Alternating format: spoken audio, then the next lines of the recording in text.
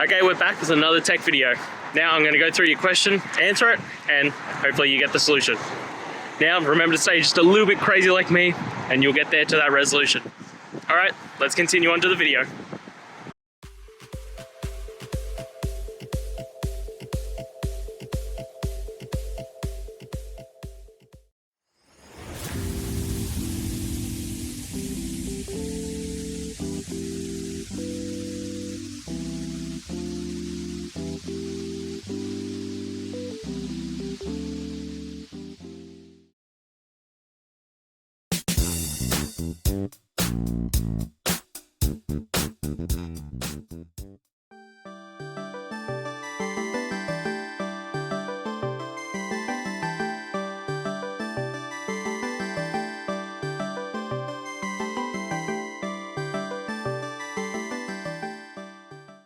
And that's it, guys. I hope the video helped find that resolution you were looking for.